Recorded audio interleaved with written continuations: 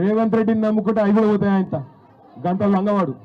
నేను మిమ్మల్ని అడిగేది ఒక్కటే, గరీబులకు పని చేయమని గద్దెనెక్కిస్తే గద్దెలెక్క అయ్యాల గరీబుల ఇల్లు కూడా కొడతా, నేను మిమ్మల్ని ఖతం చేస్తా, మిమ్మల్ని రోడ్డు మీద వాడేస్తా అంటే చూసుకుంటా ఊకునేందుకు మేము ఇవ్వాలని కూడా సిద్ధంగా లేము. మీతో పాటు భుజం భుజం కలిపి మేమే ఇక్కడికి వచ్చి అడ్డుకుంటామనే మాట కూడా నేను విజ్ఞప్తి చేస్తా ఉన్నా. దయచేసి మీరు ఐకమత్యంగా ఉండండి. మీరు వాట్సాప్ గ్రూపులు పెట్టుకోండి. ఇక మా తమ్ముళ్ళు చాలా మంది ఇట్లా ఫోన్లు పట్టుకొని ఉంటారు, ఆడబోతాడా అన్నా సెల్ఫీ సెల్ఫీ అంటారు.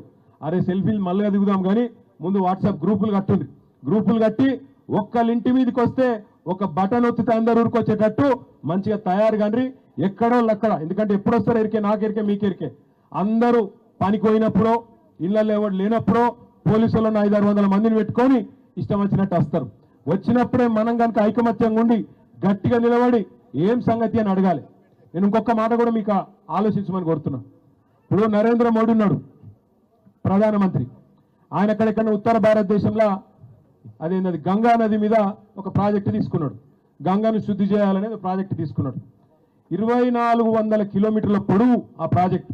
2400 కిలోమీటర్ల పొడవు మీద నమామి గంగా అనే ప్రాజెక్టు తీసుకున్నాడు.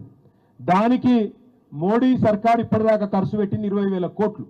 20,000 కోట్లు 2400 కిలోమీటర్లు.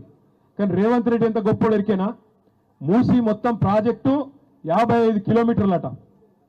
ఆడికెళ్ళి మంచిరేవుల కాడికెళ్ళి ఇక్కడ కింద నాగోల్ దాకా ప్రతాప సింగారం దాకా 2400 కిలోమీటర్ల గంగకేమో 20,000 కోట్లట.